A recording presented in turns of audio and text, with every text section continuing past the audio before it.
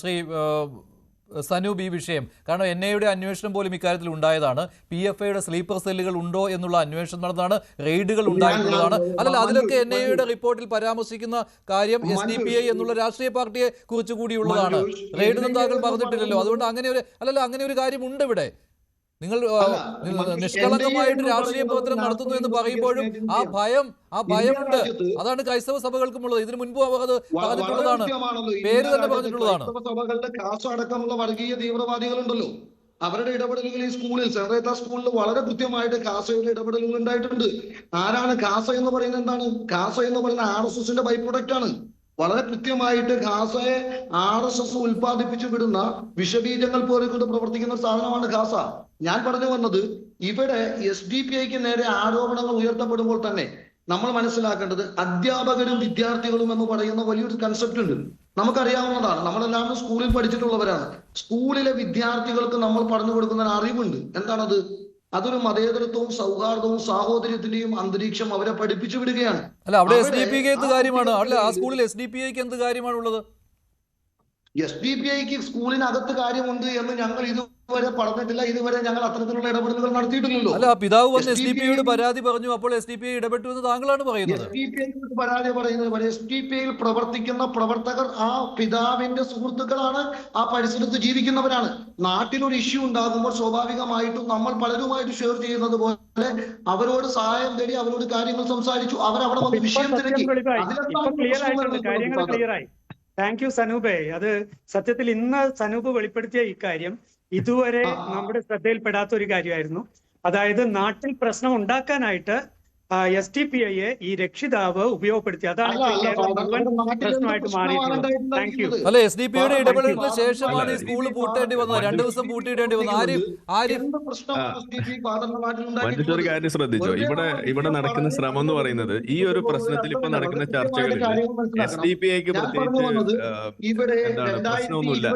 അവരൊരു വെള്ളരിപ്രാവുകളുടെ ഒരു സംഘമാണ്, ഒരു കൂട്ടമാണ് എന്നൊരു പ്രതീതി ഉണ്ടാക്കാനുള്ള ഒരു അവസരമായിട്ടാണ് ഇതിനെ ഉപയോഗിക്കുന്നത്. ഇതാണ് നടത്തുന്ന ഒരു കള്ളത്തരം എന്ന് പറയുന്നത്. ഇത് നമ്മളിവിടെ മനസ്സിലാക്കണം. ഞങ്ങൾ ഏതെങ്കിലും തീവ്രവാദത്തിൽ ഏർപ്പെടുന്നുണ്ടെന്നൊക്കെ ചോദിക്കുന്നത്, ജോസഫ് മാഷ കൈവിട്ട് കേസ് മുതൽ ഇവിടെ മറ്റു പല ആളുകളെ കെട്ടിക്കൊന്നത് മുതൽ നമുക്ക് നിഷേധിക്കാൻ കഴിയില്ല. പിന്നെ NIAയുടെ റിപ്പോർട്ടുകളുണ്ട്, പലപ്പോഴും ഇവർ തമ്മിലുള്ള ബന്ധങ്ങൾ, മിഷൻ 2047 ഡോക്യുമെന്റ്സ്. ഈ ഡോക്യുമെന്റ് തന്നെ ഇദ്ദേഹം വായിച്ചിട്ടുണ്ടോ എന്ന് എനിക്കറിയില്ല. എന്തായാലും ഞാൻ വായിച്ചിട്ടുണ്ട് ഒരു 100-300 തവണയെങ്കിലും. അതിനകത്ത് എന്താ എഴുതി വെച്ചിരിക്കുന്നത്? നമ്മൾ നിരന്തരം പറഞ്ഞുകൊണ്ടേയിരിക്കണം ഇവിടുത്തെ മുസ്ലിങ്ങൾക്കെതിരെയുള്ള ഒരു ശത്രുത, അത് ഇവിടുത്തെ RSS ഹിന്ദുത്വ ഭീകരവാദികൾക്കുണ്ട്, അവരിങ്ങനെ നമ്മളെ കൊല്ലാൻ വേണ്ടി വരികയാണ്, ഇതിങ്ങനെ പറഞ്ഞ് അവരെ തലയിലേക്ക് ഇഞ്ചക്ട് ചെയ്ത് കൊടുത്തുകൊണ്ടേ ഇരിക്കണം എന്ന് നിങ്ങളുടെ ഈ ഡോക്യുമെന്റിൽ എഴുതിയിട്ടുണ്ട്. അത് ഒരു തവണയെങ്കിലും പോയി വായിക്കും മിസ്റ്റർ എന്താണ് സനു. അത് SDPIയുടെ നേതാവ് തന്നെ പറയുകയാണ് ആ പിതാവ് SDPIയുടെ സഹായം ചോദിച്ചുവെന്ന്. അപ്പോൾ സർക്കാർ ഇവിടെ ഇടപെട്ടത് ഏത് വിഷയത്തിലാണ്? SDPI ഇടപെട്ട് വഷളാക്കിയ വിഷയത്തിലാണ് വിദ്യാഭ്യാസ മന്ത്രി ഇടപെട്ട്. അത് അല്ല, SDPI ഏത് നിലപാടാണോ എടുത്തത് ആ നിലപാടിനൊപ്പം വിദ്യാഭ്യാസ മന്ത്രി നിലപാട് പ്രഖ്യാപിച്ചതും. ജയരാജന് മറുപടി പറയേണ്ടതാണ്. ആരിഫ് പറഞ്ഞു തീർന്നു. മാത്രമല്ല, ഇവിടെ നമ്മളിപ്പോ വീണ്ടും ഈ സംസാരത്തിൽ കാണുന്ന കാര്യം എന്താണ്? ഇവിടെ മൈനോറിറ്റി റൈറ്റ്സ് എന്ന് പറയുന്നത് മുസ്ലിങ്ങൾക്ക് മാത്രമുള്ളതല്ലെന്നേ. ഇതെന്താണ് ആരും പറയാത്തത്? ഇത് ക്രിസ്ത്യാനികൾക്കും ഇല്ലേ? ക്രിസ്ത്യാനികളല്ലേ ഇവിടുത്തെ ഏറ്റവും വലിയ മൈനോറിറ്റി? അതിനെക്കുറിച്ച് എന്താ ഇവിടെ ആരും പറയാത്തെന്നാണ് ഞാൻ ചോദിക്കുന്നത്. നിങ്ങൾ മൈനോറിറ്റി റൈറ്റ്സിനോടൊപ്പമാണ്, ന്യൂനപക്ഷ സംരക്ഷണമാണ് നിങ്ങൾ അജണ്ട എന്ന് പറഞ്ഞിട്ട് നിങ്ങൾ ഇവിടെ കുതിര കയറുന്നത് ഈ മൈനോറിറ്റിയുടെ തലമണ്ടയ്ക്കല്ലേ? അതെന്താണ് ആര് ചർച്ച ചെയ്യാത്തതെന്നാണ് ഞാൻ ചോദിക്കുന്നത്. ഇത് എന്ത് തരം ജനാധിപത്യമാണ് ഇത്? നിങ്ങൾ ഏത് മൈനോറിറ്റി സംരക്ഷണത്തെ കുറിച്ചാണ് നിങ്ങൾ പറയുന്നത്?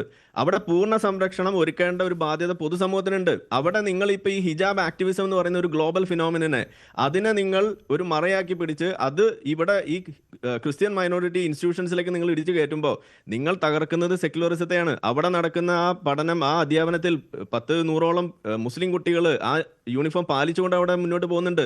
അതെന്താ നിങ്ങൾ മാനിക്കാത്തത്? ആ കുട്ടികൾ എടുത്ത നിലപാടിന് നിങ്ങൾ എന്താ അപ്രീഷിയേറ്റ് ചെയ്യാത്തത്? അപ്പോൾ നിങ്ങൾക്ക് കാര്യമായ തകരാറുണ്ടെന്ന് പറയേണ്ടി വരുന്നത് അവിടെയാണ്. പിന്നെ ഒരു കാര്യം കൂടി, ഇന്ന് മറ്റൊരു പോസ്റ്റും കൂടി ഇവിടെ ശ്രദ്ധയപ്പെട്ടിരുന്നു. ഇതേപോലെ ഹിജാബ് വിഷയം എവിടെയെങ്കിലൊക്കെ നിങ്ങളുടെ ശ്രദ്ധയിലുണ്ടെങ്കിൽ റിപ്പോർട്ട് ചെയ്യൂ എന്ന് പറഞ്ഞിട്ട് ഒരു പോസ്റ്റർ കറങ്ങി നടപ്പുണ്ട് സുപ്രഭാതം പത്രത്തിന്റെ പേരിൽ. ഇതെന്താ ഇതിന്ന് കാണുന്നത്? അപ്പോൾ നിങ്ങളുടെ ഉദ്ദേശങ്ങൾ ഇവിടെ വളരെ വ്യക്തമാണ്. ഞാനിത് പറയുന്നത് ഈ ഇട്ടാവട്ടം കേരളത്തിലെ കാര്യം വെച്ചിട്ടല്ല. എന്നെ സംബന്ധിച്ചിടത്തോളം ഒരു എക്സ് മുസ്ലിം എന്നുള്ള നിലയ്ക്ക് നമ്മൾ കൃത്യമായിട്ട് പറയുന്നു, അതായത് ഇതൊരു ഗ്ലോബൽ ഫിനോമിനൻ ആണ്. ഹിജാബ് ആക്ടിവിസം എന്ന് പറയുന്നത് മുസ്ലിം ബ്രദർഹുഡ് മുന്നോട്ട് വെച്ചിട്ടുള്ള അവരുടെ പൊളിറ്റിക്കൽ ഇസ്ലാമിന്റെ ഇസ്ലാമിക് പൊളിറ്റിക്സിന്റെ അടിസ്ഥാനത്തിൽ വർക്ക് ചെയ്യുന്ന സാധനമാണ്. അതാണ് ഇവിടെ ഇംപ്ലിമെന്റ് ചെയ്യുന്നത്. ആ സാധനത്തിൽ പോയി തലവെച്ച് കൊടുക്കുന്ന യൂസ്ഫുൾ ഇഡിയറ്റ്സ് ആണ് ഇവിടെയുള്ള ഇടതുപക്ഷം. ശരി, അത് മണ്ടത്തരമായി പോയല്ലോ ഡോക്ടർ ബി ജയരാജ്. SDPIയുടെ കെണിയിൽ നിങ്ങൾ വീഴുകയായിരുന്നു. മന്ത്രി അതേ നിലപാട് ആവർത്തിക്കുകയാണ് ചെയ്തത്. ജയരാജ് എനിക്ക് പറയാനുള്ളതാണ് മഞ്ജുഷ്. അതിനെ കുറിച്ച് ഞാൻ വളരെ വ്യക്തമായിട്ട് പറയാം. ഇതിനകത്ത് നമ്മൾക്കൊരു കാഴ്ചപ്പാടുണ്ട്. ന്യൂനപക്ഷ വർഗീയതയും ഭൂരിപക്ഷ വർഗീയതയും പരസ്പരം ശക്തിപ്പെടുത്തുന്നു എന്ന് പറയുന്നത് പോലെ തന്നെ ന്യൂനപക്ഷ വർഗീയതയും പരസ്പരം ശക്തിപ്പെടുത്തുന്ന ഒരു കാഴ്ചയാണ് നമ്മളിവിടെ കണ്ടുകൊണ്ടിരിക്കുന്നത്. ഇതിനകത്ത് SDPIയുടെ ഇടപെടൽ അതേപോലെ തന്നെയാണ് കാസയുടെ ഇടപെടലും. ഇതെന്തായാലും സമൂഹത്തിൽ സമാധാനം ഉണ്ടാക്കാൻ വേണ്ടിയിട്ടല്ലല്ലോ.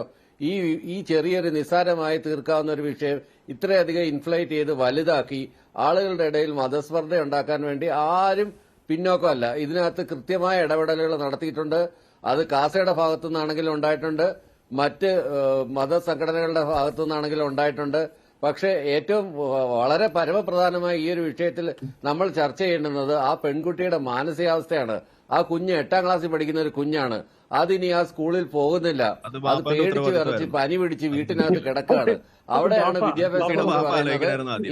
ഏത് സ്കൂളില് അത് അങ്ങനെ പറയത്തോളല്ലോ. എന്തായാലും വിദ്യാഭ്യാസ മന്ത്രിയുടെ കുട്ടിയുടെ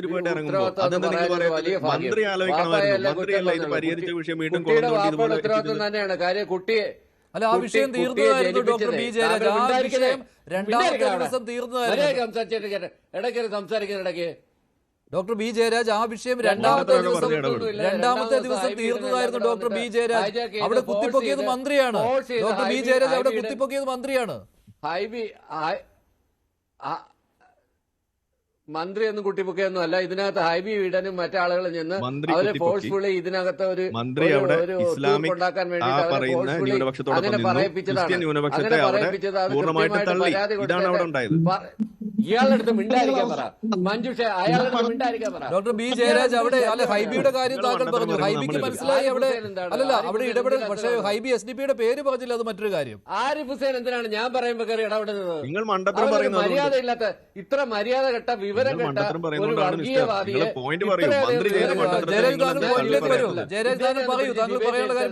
മഞ്ജുഷേ പോയിന്റ് പറയണ വേണ്ടെന്ന് ഞാൻ തീരുമാനിക്കാം.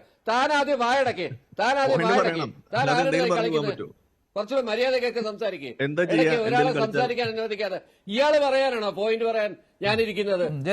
ചോദിക്കുന്ന ഉത്തരങ്ങൾക്ക് ഞാൻ പറയും. താങ്കൾ മിണ്ടായിരിക്കട്ടെ ആദ്യമേ. എനിക്ക് സംസാരിക്കാൻ നടക്കില്ല പൊന്നു ജയരാജ. ഇത് പാർട്ടി ക്ലാസ് അല്ല. ഓക്കെ, നിങ്ങൾ പറയുന്ന മണ്ടത്തിൽ ഇവിടെ നമ്മൾ ചൂണ്ടിക്കാണിക്കും. പാർട്ടി ക്ലാസ്സിൽ പോയിട്ട് വരട്ടൊക്കെ മതി. ഓക്കെ, അതൊന്നും ഇവിടെ ഇറക്കണ്ട. ഓക്കെ, മേടിച്ചിട്ടുണ്ടെങ്കിൽ അച്ചാരം ഞാൻ പലയിടത്തുനിന്ന് വാങ്ങിച്ചിട്ടുണ്ട്. അത് എന്റെ ഇഷ്ടം. എനിക്ക് പറയാനുള്ള കാര്യത്തിൽ എന്തെങ്കിലും പ്രശ്നം ഉണ്ടെങ്കിൽ നിങ്ങൾ പറയും. ഒരു തെറ്റ് ചൂണ്ടിക്കാണിക്കേ. നിങ്ങൾ പറയുന്നതിൽ തെറ്റാണ് ഞാൻ ചൂണ്ടിക്കാണിക്കുന്നത്. ഇവിടെ സമയത്ത്